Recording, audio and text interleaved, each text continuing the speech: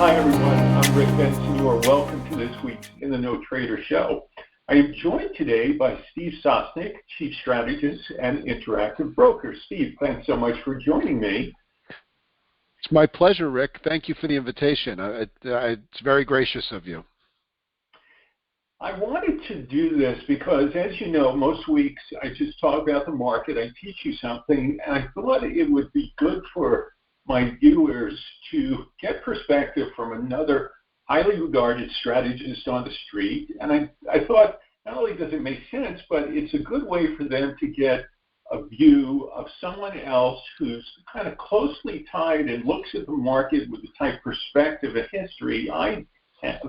We've both been on the street for, dare I say, decades. And this, I know. But this will give viewers a chance to hear kind of somebody who is respected very much by the institutional community. And I think that when we listen and see most guests on business television networks, that's not necessarily the case.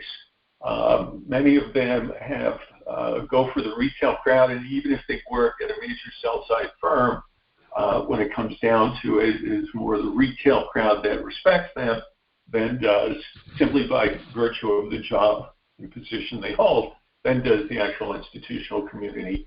But knowing you for years that I have, and knowing you're standing on the street, it's a pleasure to have you too. So I want to ask you right off the bat, tell me what your thoughts are for the equity market in 2023, Steve. Hi, Rick. That was a heck of an introduction. I'd like to meet this guy you just introduced. Basically, I continue to see choppy waters ahead. My thesis for 2022, to a certain extent, still holds for 2023, and that was be prepared to expect volatility. Volatility is suppressed when central banks are accommodative because that incentivizes individuals and institutions alike to buy the dip. There's fresh money coming in. It needs to be deployed. The faster that money comes in, the faster it needs to be deployed, and the more it suppresses any sort of downside activity. As the tide changes, and we saw that happen in 2022, the money flows out, and you're not assured every time that every dip will be met by fresh money buying because it's not clear there will be fresh money buying. And I think early 2023, what we've seen so far is this idea that somehow the central banks are going to turn around and become accommodative, by stopping raising rates. Well, if you stop raising rates, that doesn't mean you're cutting them. And if you stop raising rates, it doesn't mean you're taking QT off the table, which, by the way, has been moving at the pace we've expected it to. We've wiped out 2022's QE, which was granted only a half a year's of QE, but we stand to withdraw a lot of money from the system. And so the idea that we're just going to turn around and somehow have both a robust economy, or at least a soft landing, and an accommodative Fed seem to be at odds with each other. I don't see how they both happen at the same time.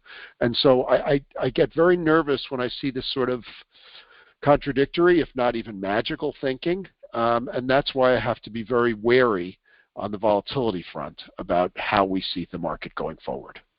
Do the bulls have it wrong here in thinking with a VIX at 20 that everything's okay? Because I'm not in the camp.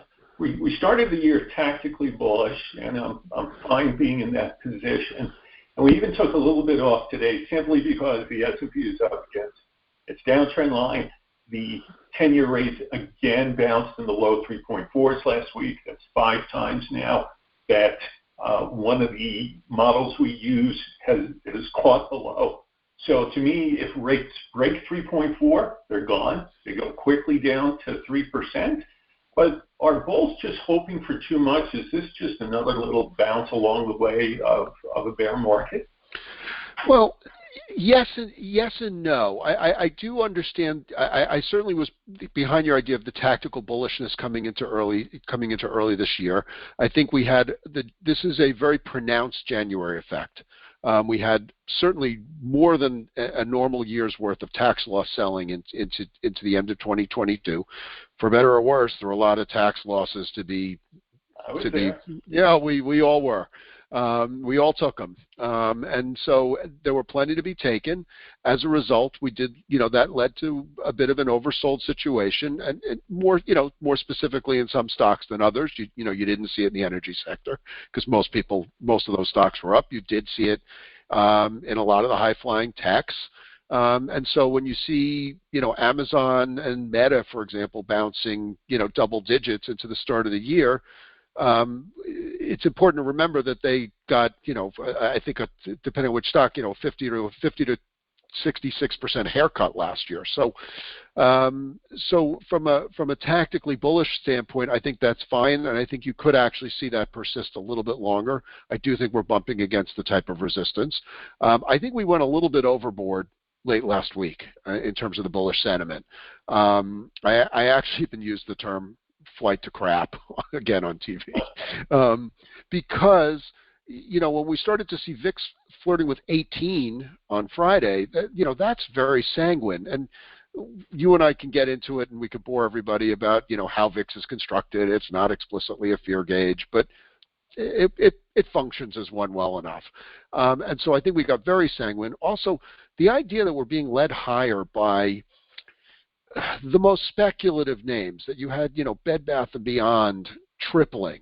I'm going to have to say, for full disclosure, I bought puts and sold calls early Friday, so far so good. I fully expected, but when you have a company talking about Chapter 11, when you have a Carvana, leaping by multitudes, where it's very clear that they are not in any sort of financial health whatsoever, when you have Bitcoin going from 18 to 21,000 for no apparent reason, that's the speculative excess coming in, and I was shocked at how quickly it came back into play.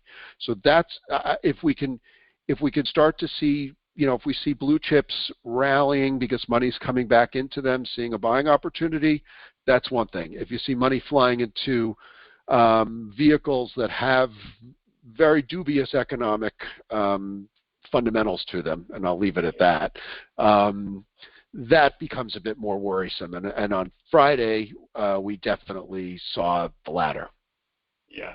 Kathy Woods' ARC fund crossed back over its 2018 low. That's its first hurdle that it needs to kind of stay above. But we're talking about a stock that was, at one point, 130 or something like that, that's trading in near 30 now, something like that. So, there's a heck of a lot of crap out there that has seen bounces.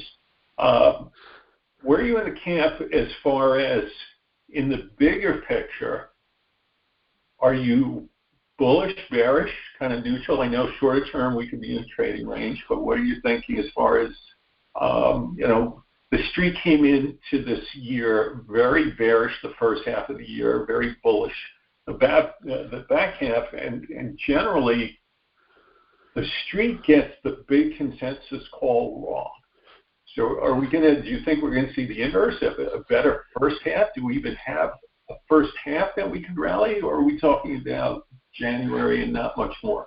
I do actually sort of take the opposite of a lot of those calls. I do see us sort of muddling through the first few months of the year, if for no other reason than seasonals, right? The October to April seasonals. I think you've got this idea that needs to be resolved, and I alluded to it earlier. And I just don't see how we can be pricing in rate cuts and a reasonably healthy economy at the same time. To my mind, they cannot coexist. You can persist in that type of idea for a period of time, right? Markets can remain irrational longer than you and I can remain solvent, and I don't want to call the markets irrational, but I just cannot reconcile those two ideas. I don't see it. If we get the Fed and the world central banks having just shoved up rates, having basically done historic amounts of restrictive policy, why would they just sort of turn around in June and say, okay, that was nice, we're done, let's start cutting rates? I can only think of one reason for that, and that is the economy justifies it. Well, or you have some sort of financial accident, God forbid. So what are you hoping for here? Are you somehow rooting for, if you're buying based on China reopening and economy, the global economy improving, that's all well and good, and that may truly be the case. But if you're extending that to the idea that there's going to be financial accommodation coming, it's not under that scenario. Or of course, the flip side is if you're buying because the Fed and the world central banks are going to suddenly become accommodative,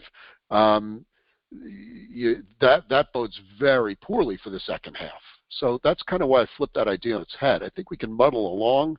I don't see a rip-roaring bull market coming here in the next couple of months, but like you said, the markets have a great way of proving the consensus wrong.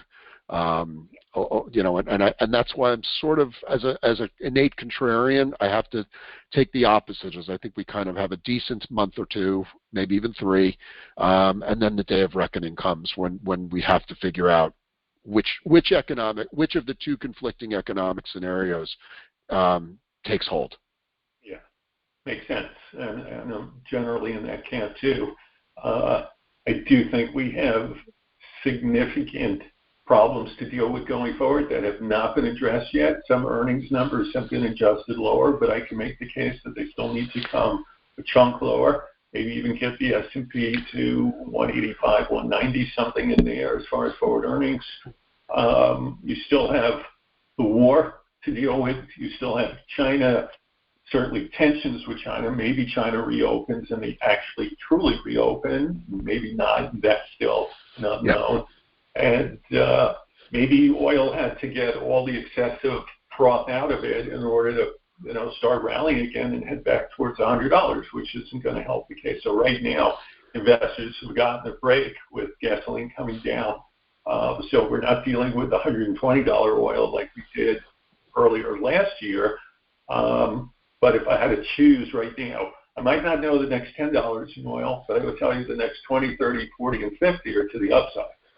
Well, if for no other reason, they told us where the floor is, because they told us where they're refilling the SPR. So we're not going to see oil meaningfully break to the downside, which to me makes it a one-tailed risk scenario. And I could, you and I can brainstorm for the next 10 minutes about like all the reasons why oil could rally.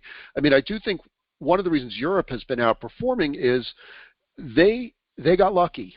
And, in the longer term, we'll all find out if it was a lucky break that they're having a freakishly warm winter, that has implications for future generations.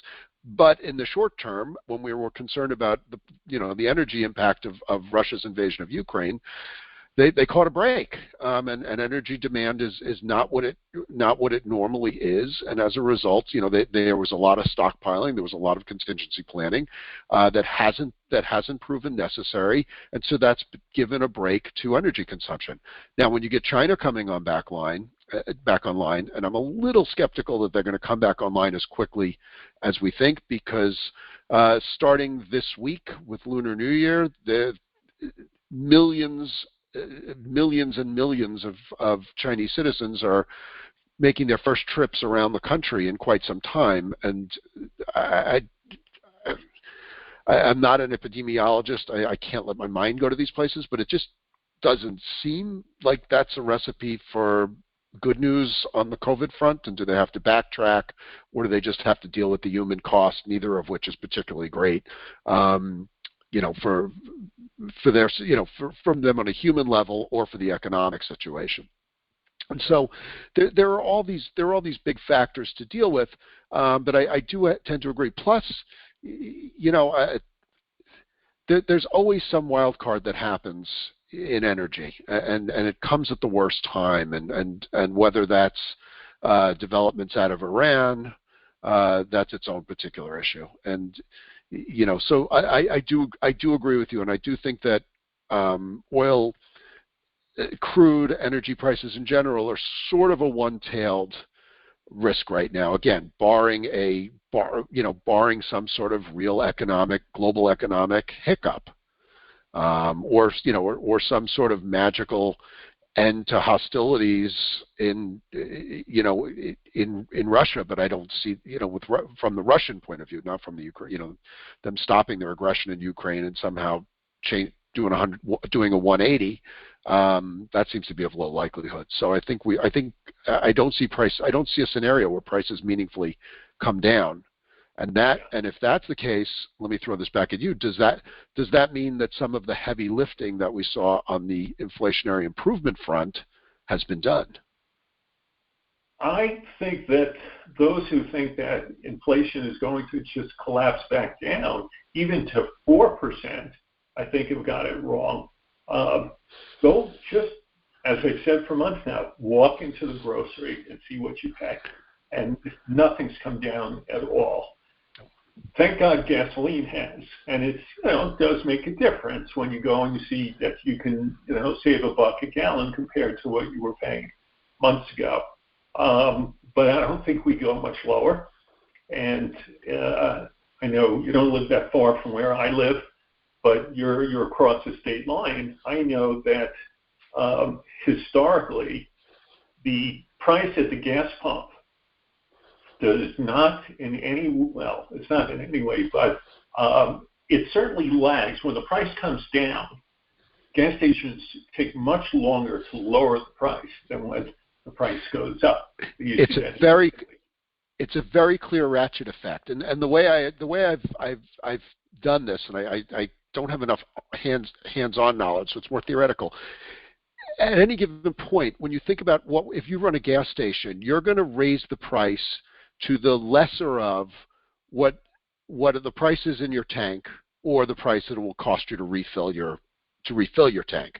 So as prices go up, if prices go up, even if you've got a full tank, and I'm just throwing out numbers, and the gas in your tank costs you $2, and you're selling it for $2.50. Well, that's I guess unrealistic. It's in your tank at $3, and you're selling it at $3.50, and all of a sudden it's going to cost you $3.50 to refill your tank. You're going to put the price at $4 tomorrow. In the meantime, on the way down, well, you still have that inventory. You're not looking to take a markdown, and no. So even if it costs you $2.50 to refill your tank, if you own it at $3, until or unless competitive pressures are such that everybody is going to force you to sell it below $3, you're not going to, and the competitive pressures are such that everybody's got the same issues going on, so they're never going to cut it as quickly. Another thing is, I put this out on Twitter recently, and I put it out a couple times. A lot was made about the Michigan inflationary expectations number coming in better than expected, and it's been coming down. And I ran it. I basically charted that number alongside RBOB gasoline and crude oil futures. And it's basically they track each other with a one. It's almost one for one. There's basically somewhere between a 1 and 2 month lag, depending on which where the crude goes or prices at the pump or whatever. There's a lag between, as we just discussed, there's a lag between the futures market and the pump price, and it's uncanny. And so they've come down as you noted, as gas came down, but it's. These are all good things, but I don't know that we can I don't know that we can invest on these things persisting. Yeah. What are your thoughts on the dollar? Because the dollar moved down from about 113 in the dollar index down to 102-ish, where we are now, has been significant across the board. It's helped stocks for sure. Gold is flying. Yep. And it's a big component to how a lot of portfolio managers approach the market and their allocations is really their outlook on the dollar. So what's yours? Well, my feeling is the dollar may have made this earnings season a bit more palatable. Because I think as we know, multinationals are not helped by the currency translation of a stronger dollar. Everything if they earn whatever they earn overseas, they want to translate it back at a higher number rather than a lower number. and so this will buy them a little bit. The multinationals were really coming under some pressure from the stronger dollar, which is why I'm not particularly gloomy going into this earnings season. I think there's I think that there's a chance that we're not going to hear some of the dire predictions from multinationals that we might have heard, and I think the dollar bought that for them. Going forward, that to me is, the dollar got overbought, and so this is a natural reversion. I hate to say reversion to the mean, because you and I both have been around long enough to know that not everything reverts to the mean. But it's a reversion from an overbought condition to, I'm going to argue, a more neutral position. But that it justifiably has helped a lot of your big cap companies. Doesn't necessarily explain why Russell is outperforming, but it does help your multinationals, and we'll see whether that's reflected in the earnings commentary that we'll be hearing over the coming weeks. And you mentioned gold, which and you hit upon one of my big themes, and that is everybody always talks about gold as the classic inflation hedge, and it is if you live. It is if you live in Argentina, or if you live in, if you live someplace like in a place with where they have to borrow abroad, making their currency unstable. But if you live in the U.S. or most developed economies, it's the anti-dollar. It just is. And I've done the correlation work on it. It correlates much more inversely with the dollar than it does positively with inflation. And so, that bodes well for gold. And it's as someone who always owns a little, some of it in his portfolio, just old school. I'm not complaining by any means. Let's put it that way. I want to thank you for joining us. I hope you'll come back another time and do this. This is great. I love talking with you. I feel like I'm smarter. Even as a 4-year veteran, I learned something when we talked. So as do I. And thank you all for tuning in to this week's In the No Trading Show.